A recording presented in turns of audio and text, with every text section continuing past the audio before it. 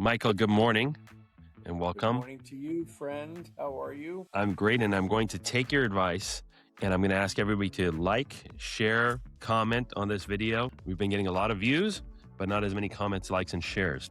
The power of commenting, power of asking a question in the comment, making a comment in the comment, making an alternative view, not one that necessarily you or I agree with. This is powerful stuff. And I would encourage people to get into the game of participating. You see, it seems to me in life, you can either be a spectator or a participant. Now, the question becomes, and most, 95% of the people in the world are spectators and 5% are participators. But the question becomes, if you choose to move from spectator to participator, in 5 years, will it have benefit for you? Will it be a positive, negative, or neutral? I would argue it'll be a positive. So I'm appealing to people to do that which you asked, not for me, but for you. Join the participating, quote, winner's circle, if you will. So comment, yes. Share, yes. Like, yes. And there we are. Subscribe, yes. All of it. Come on, man. Participate. You seem to have this innate ability to constantly be scanning your surroundings, your conversations, anything that comes across any of the input devices in your brain to think of opportunities. It's just like automatic. Why don't we do this? Why don't we do that? Or I'll share something random with you, which most friends will just say, oh, that's great. And then you'll be thinking 2 or 3 steps ahead of how do we leverage this? Or what do we do with that information? And it's always this theme of trying to multiply whatever you have going on is multiplying it. And this happened in our conversation last week. And I was like, you know what, Michael, this is something we definitely want to talk about on the podcast. So I wanted you to be able to enlighten like everybody that's listening to this. Where does that come from? What am I even talking about? And how can people use that? Well, first of all, thank you for your kind words. And I do recognize some of what you're saying in myself. 1 + 1 = 2. Any idiot can figure out 1 + 1 = 2. But occasionally in life, very occasionally, 1 + 1 can equal 11. So how in life do we get from 1 + 1 = 2 to 1 + 1 = 11? That becomes an interesting question. Multiplying. So this is what occurred to me after our conversation. Where your question is, where does it come from? Where does it come from? And it brought forth an idea in my mind that I think is both authentic in my answer and also concerning in our society. I would argue that I believe that much of that which you experience comes from being raised at a time in life in which necessity was allowed to develop. Now, what that means is that in today's world, parents have shielded and attempted to shield their kids from any degree of difficulty, misery, pain, frustration, right? And that sounds so noble, doesn't it? My goodness gracious. Don't you want to shield your child from these words of disappointment, all of it? Well, though they sound noble, and I'll remind people of the great, admonition, the path to hell is paved with good intention. I was raised in the 60s, right? I was born in the 50s, 1954. I was raised in the 60s. Now, most people listening to this did not experience life in the 60s, particularly at that of a child. And I'm going to explain to the audience and to you, and I think you have a better grasp than many, what life in the 60s was like. First of all, most parents today spend more time with their kids in a week than my parents spent with me in a year. There was no hovering. At age 9, 1963, the year of the Kennedy assassination, I was riding a New York subway car alone. Wow. Okay. I was age 9. I was on the New York City. I put in the token. I'd ride the subway alone. Now, You'll say, that's incredible. No one would let a 9-year-old ride the subway alone today. And you're right. But what is maybe more incredible is that I, at age 9 on the subway, was not alone. There were lots of 9-year-olds alone. It was common, right? And so you learn, one of the primal lessons you learn if you're on the subway alone at age 9 is a kind of simple life adage: push or be pushed. Isn't that interesting? When you're Push or on a be New York City pushed. subway, you learn in a visceral, palpable way. Life requires one of two processes: push or be pushed. And Wow, that that's good. serves you in life, right? So my point here is that I was not, quote, overparented, nor were any kids at the time. I walked to school on cold mornings. Now, I didn't walk, it would be in New York, it would be cold in the winter, right? Might be snow on the ground. Well, my sister and I walked to school together, and it was cold outside, and you had gloves and you had a muff. It was maybe, I don't know, I would guess maybe 10 blocks. 10 blocks is a half a mile in New York City. Hmm. I would be age 10, age 9, age 11, and you'd walk to school, and it was cold, and I'd walk with my sister, and that was it. My parents wouldn't walk with me, and this created necessity.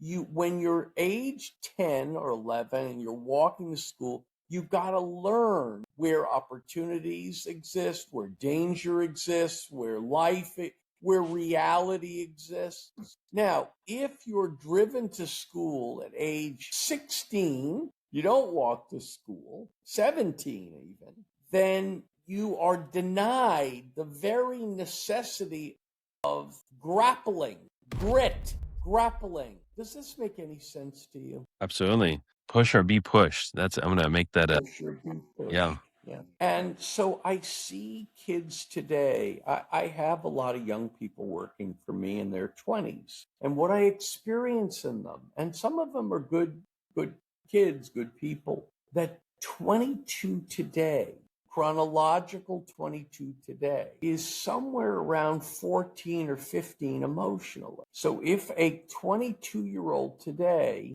chronological 22-year-old, they're really about 14 or 15 emotionally. Whereas in my youth, 22, you could have already been in the military. You were often married. Sometimes you had children. There wasn't this delayed maturation. So what I'm saying to parents is that in an effort to be, quote, kind, you are being cruel. Now, you don't think you're being cruel. You think you're being kind. And there's a great social stigma today. If you had ever said to my father on a Monday, if you had gone into his office on a Monday and said, Mr. Levine, tomorrow, Tuesday, your son is going to be practicing baseball after school. Would you like to leave work a bit early and watch him practice? My father would have reacted, are you out? What? What? Why would I leave work early? Well, your son's practicing. Yeah. Maybe I'll see him over the weekend. What are you talking about? I wasn't taught through that denial of privilege, which is what many parents would say today, right? Oh my God, your father didn't sit on the sideline and watch you practice? How cruel. No, I was taught I'm not the center of the universe. My father has a job to do. He has to work. His job is not watching me practice baseball on a Tuesday. Now, of course, this is considered borderline child abuse today. Every father is on the sideline today, right? And I'm telling you that it's not good, A, for the father who should be at work, and B, for the kid who will come to believe that you're the center of the damn universe. So, anyway, those are some notes, some opening notes. I understand that in modern life, the world we're living today, these are considered retrogressive, they're considered controversial, unkind, cruel, mean, I don't know any other woke word you could imagine. But the question is, am I on to something? What has fostered in young people this inability to function? If you talk to any employer today, literally any employer who's 40 years old or above, and you say, can you find good employees today? They'll say, no. Do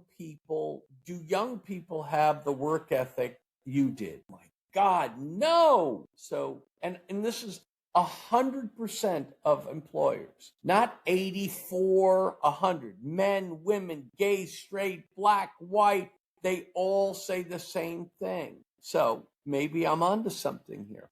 Anyway. So I can understand, having that immense independence and responsibility and exposure to risk in real life can create grit. How did that translate into the next step, which is in your life and business, spotting opportunities and ways to leverage that? I understand the foundation for it, which is a great background. You trained your eyes by virtue of necessity. You see, necessity fosters innovation, right? It fosters lots of things, right? If you have no choice, it fosters resilience. It fosters a way of observing things that out of necessity, you have no choice. This is what I think what I think I benefited from, and what I think young people are being denied today. The fierce urgency of necessity. You have to. You have no choice. And you figure a lot of shit out in life when you have no choice. If you have 9 parachutes, do you ever really learn to skydive? Not especially. You learn, I got 9 parachutes. I'm hearing this trend. Have you heard of this? I read it. I can't believe it, but I've read it several places. Parents are going on their kids' job interviews. No, I haven't heard that. Have you seen this? No. I swear to God, go on Google, look it up. I couldn't believe it. And if I only read it on one source, I'd say, oh, this is ridiculous. But I've read it numerous places. There's a trend. Are you on Google? I'm on there. Yeah. Are you reading it? That is something. Let me see if I can share it actually here. It's unbelievable. I mean, what? No, of course, the employers think the people applying for the job are crackpots. Right. And they are. And the parents are worse. So I don't know if you can share it, but it's a thing. It's a thing. It wasn't a thing 30 years ago. I promise you, it wasn't a thing. This is something else. Go ahead, read it. Read it. Go ahead, read it. Read some of it. Read it aloud. Yeah, there you go. Helicopter parents are showing up to their kids' job interviews. Recruiters report more parents getting involved in their child's interview process. Morning in America. There you go. And I've read it dozens of places. I mean, you cannot make this shit up. Wow. Anything from parents showing up to job fairs, even moms calling recruiters asking for an explanation of why their child was dismissed from a role. That is something else.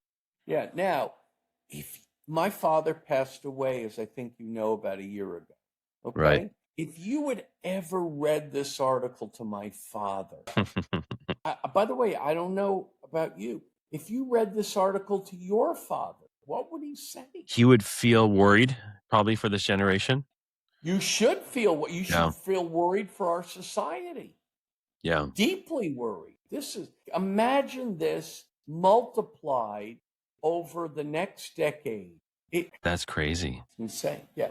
All right. So anyway, I am just positing necessity forms observational behavior that, you don't form when you're not required. Right. When you have to, you do amazing things. And this is a good background and it kind of a little bit in the abstract. So I want to give some real life examples of some of the things I've observed this play out in our interactions and conversations. For example, just recently I told you that I had done a interview with a media outlet and, that was it. I mean, there was not much more to it other than to let you know about that. And before I could even finish, you said, well, what would you think about posting on LinkedIn that I just had a 45-minute interview with this media outlet about this subject? What about if you did this? It's a very prestigious outlet. You were being interviewed for your great legal work. You're a very prominent attorney in Los Angeles, very prominent. And so I indicated, well, if you did this interview, congratulations. Why not tease the interview or do a little advance?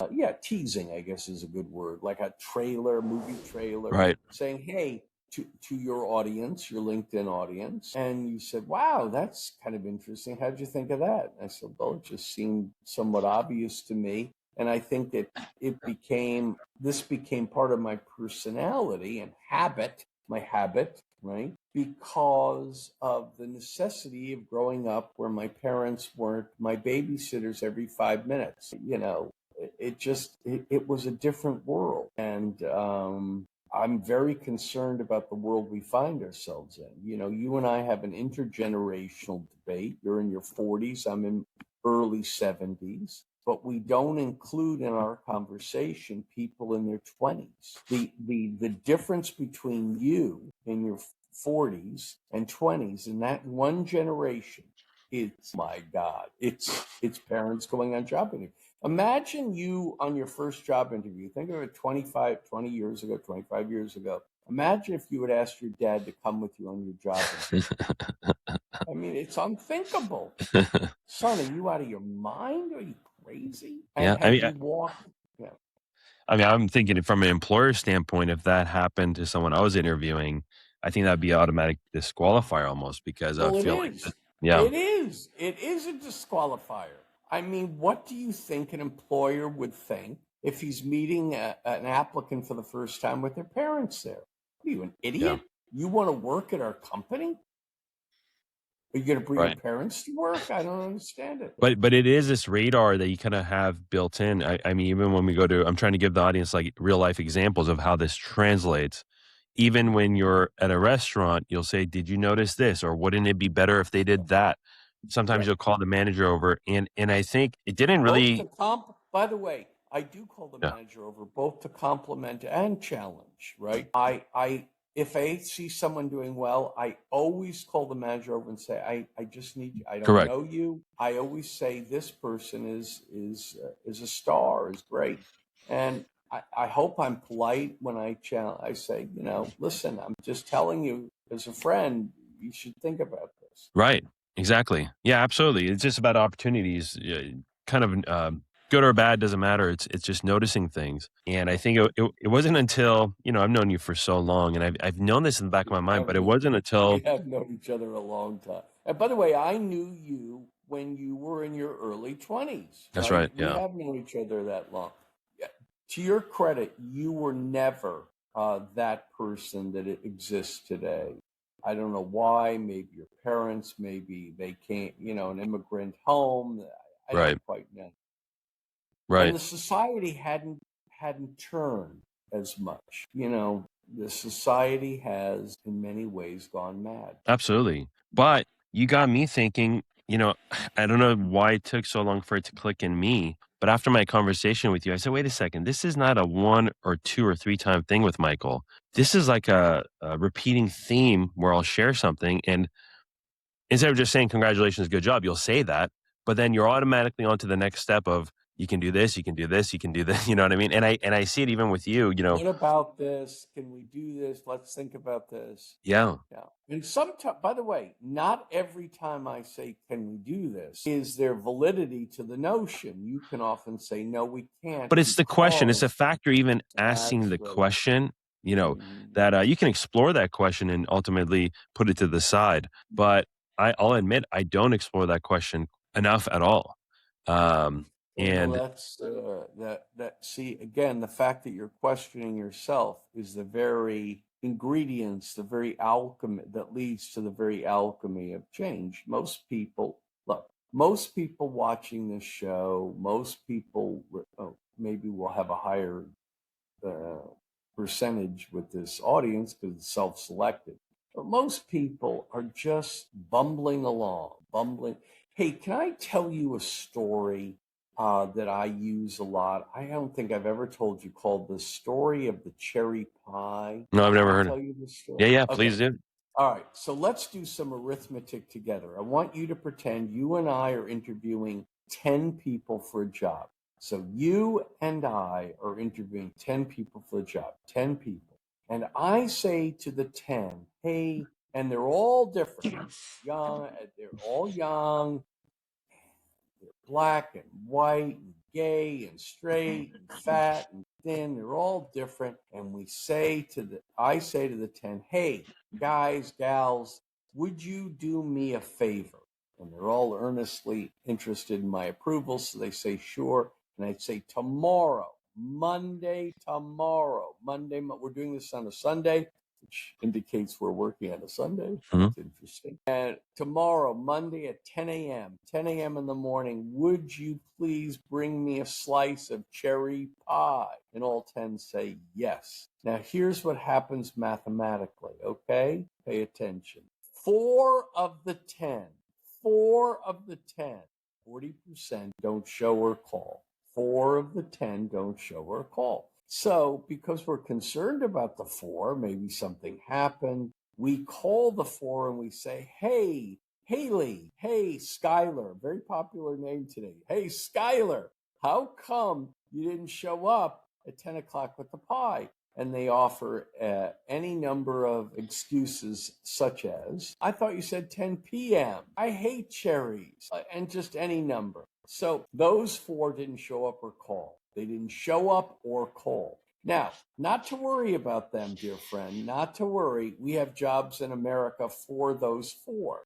Let me tell you about the jobs we have for those 4. They usually come with a uniform and a name tag, and they pay minimum wage. Not to worry, we have jobs for the people who can't get me a piece of pie. Great. That leaves 6. Okay. 5 of the 6 show up at 10 minutes after 10, and they're for some reason breathing very heavily. So this is what they sound like. Oh my God. Oh my God. Oh my God. Oh my God. They like saying oh my God a lot. Oh my God, there was so much traffic in LA. Okay, here's the piece of pie. So the 5 of the 6 are breathing heavy. They're 10 minutes late, but they have the piece of pie. Okay, great. Now we have jobs in America for those 5. Those 5 manage the 4 that couldn't bring the pie or call. They're your managers, okay? All right. Now, one of the remaining one comes at 9:45 a.m. in the morning and not breathing heavy. Okay? They have a piece of pie with them, but they also have a fork, a napkin, and some ice. Now, when you ask them, hey, Skylar's a very popular name these days. Hey, Skylar, why did you bring the fork, the napkin, and some ice cream? Skylar pauses and says, I don't know. I thought you might like it. Now, who in the God's name of the 10 would you hire? Okay. Yeah. More importantly, to all watching or listening, who the hell are you in that 10? Who are you? Now, everybody likes to say, well, I'm the best. People overgrade themselves. But who the hell are you? Isn't that worth asking? Right. And this is what the comment section is for. Anyway, I think the cherry pie story is a good one. And which one of those people are the ones that are thinking the way you're thinking, with spotting opportunities, thinking about leverage Well, and things 9 like out that? of 10 are not. Yeah. 9 out of 10, but their jobs, I'm pointing out, you can be one of the 9 out of 10, one of the 10 out of 10. You can be whoever you want. Now, your pay rate will reflect your decision and your discipline, right? If you're the 1 in 10 that brings the fork, napkin, and ice cream, over the arc of the next 10 years, you will out-earn the people who didn't show up or call by a massive factor. Right. So people are paying for your habits and discipline, is I guess what you're There saying. you go. Here's something to Right. think about for the group or for you or for anyone listening. Discipline weighs ounces, regret weighs tons. Isn't that worth thinking about? You can either pay the price of discipline or the price of regret. And discipline weighs ounces, regret weighs tons. Worth thinking about. And again, Dummies, you got the comment section. Come on, man. Hit me with your best shot. You're good, you're bad, you're the agreements, your disagreement, whatever it might be. Right. Well, I love those. And I think there's a lot of good takeaway from that, starting with push or be pushed. I think that's the one that's going to stay stuck in my head. But, I appreciate you sharing. I thought if it had taken me this long to kind of realize this, I was like, this is something worth sharing with people, and how can you always be thinking of, and I guess the real thing is, how can I make my situation better, or how can I leverage what I've already done? Because a lot of the things you've told me about is yeah, some of it is new things, of course, but some of the other stuff is lower hanging fruit, which is leveraging things you've already done, or relationships you already have. I'll give you another example. Yeah. We did the cherry pie, and I want to hear your thoughts as well Yeah. today. But let's do we talked about the cherry pie, 10 people. We talked about that. Okay, fine. Of the 10, how many, 7 days from the meeting, the initial meeting, whether by in person or Zoom, of the 10, how many will send some version of a thank you note? Hmm. The answer is one. 9 and 10 will go on a job interview and not send a thank you note. You got it. Now, I want to know from you. You're in your 40s. What are you observing? You interview young people. You talk to young people. By young, I mean in their 20s and maybe even early 30s. Are you witnessing something? What are you Yes. witnessing? What are you So witnessing? Tell I me. can only go off of, obviously, my experience has been interviewing myself, and when I was You interviewing interview before. people. You have a law firm. That's Go right. ahead. That's right. What- But when I used to interview before I had a job, my focus was always on the value I bring the employer. My research was on what do they do and things like that. What I'm seeing now is a lot of the interviews, when you get to the question part, a lot of the questions have to do with, can I work remotely? What are the benefits? Everything's kind of focused on what can you do for me, Yep. as opposed to what Correct. can I do for you. Now, obviously, Correct. people are entitled to benefits and all that, but strategically using, the first portion of the interview to just ask questions about what employer is going to give you is How probably not can the I best strategy. serve as opposed? So you're talking about the difference between a logic of how can I serve as opposed to how can I be served. Now, since I've indicated this hyper parenting has gone on now for a Right. generation, these young little princesses, prince and princesses, have been led to believe for their formative years that they are the center of the universe and they're to be served. So why wouldn't they go into a job interview and say, "Okay, what do I get?" Right. It's Which utterly logical. Which, by the way, is a fair question at the right time, but strategically, before you're even there to start the interview at that process, is just telling the employer that you're only thinking about yourself, and how is this person going to be like to work together, when you're already talking about the time off and working remotely and all these different benefits. It's probably not the best strategy for an interview. Oh, look, now here's a difference between you and I. You say probably not the best strategy for an interview. Okay? I say, are you some kind of moron? What kind of idiot?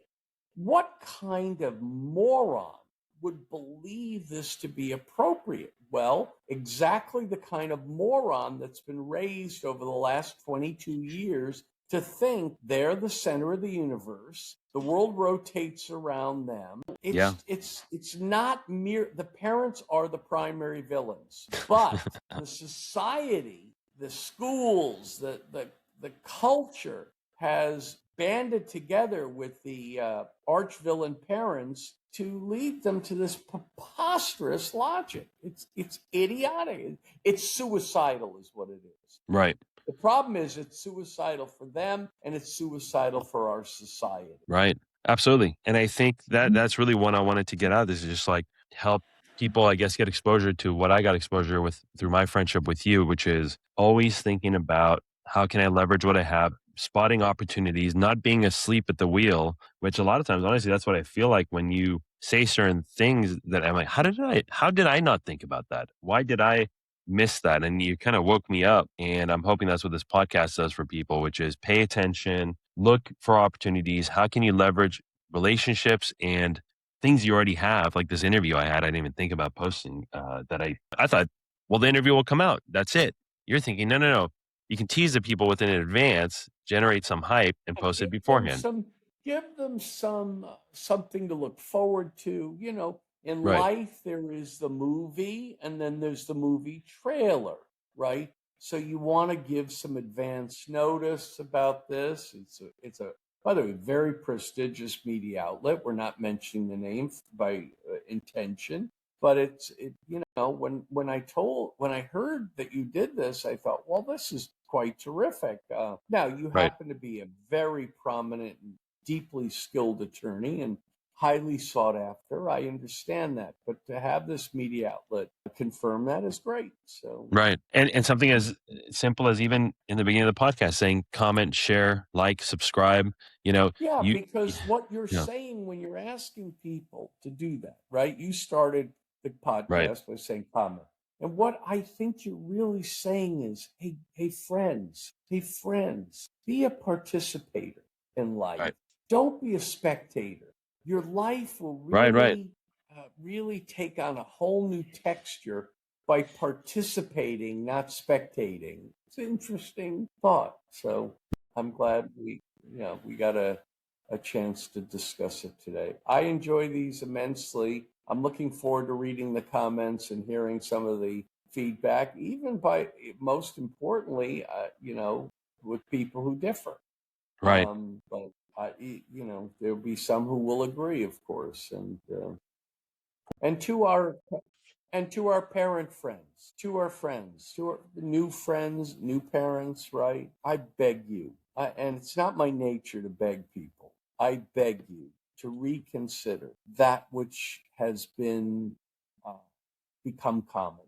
This overparenting, this helicopter parenting, this is very, very concerning, not only for your child, but for society.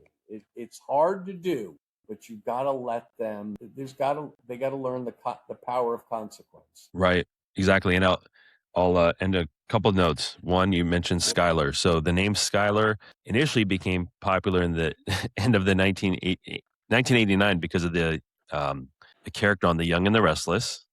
Yep. Then it reemerged about a decade later because of Good Will Hunting. But most recently, it looks like it was one of the main characters on a show called Breaking Bad. So, Oh, every young person, whenever I'm talking to a group of young people, there's always about five Skylers. And yeah. one of the reasons I thought Skylar was becoming popular today was because it was gender ambiguous, right? You Oh, didn't interesting. know, right? Right. Eh, So I didn't know, but Breaking Bad may explain it. It's interesting. Names go through very cycles, as you know, and Right. there's a lot of Um, Noahs and yeah, that's right. Well, thank you very much. Everybody like, thank you. comment, subscribe, share. Let's see if this new Yep. implementation results in, it's just feedback. We'll get the data for the next podcast. And you know what? On the next podcast, I'm going to start And by, questions. yeah, Okay. on the next podcast, I Okay. want to start by looking at how many comments we got in this last video. Just I to, think that's yeah, fantastic. yeah. So we'll And start there. I Well, know you and I are scheming an idea for a future podcast, which is going to be, I think, quite interesting. It'll require some effort from us, but I think it'll be quite interesting. So that's cool. And yeah, and people in their comments also raise topics for us to discuss intergenerationally. Okay, so you have a guy in his early 70s, a guy in his 40s, and they're grappling, they're debating, they're discussing through a friendship what they agree and disagree on. Well, the audience can come up with topics, ideas. What would you like to hear about? Maybe you'd like to join us one time on a podcast. That would be fun. So anyway, if just if some if I things. were cruel, I would invite someone in their 20s on this podcast to do Oh my God! Like, that well, might they that would. might be on that might be on the list. I Uh, think they would have two words for me. Okay, are you ready? It's not "fu." All right. Here's what I think they would say. Okay, boomer. Let's well, see. Yeah. All right. Good to see you, friend. good seeing you too, Michael. See you next time. Bye.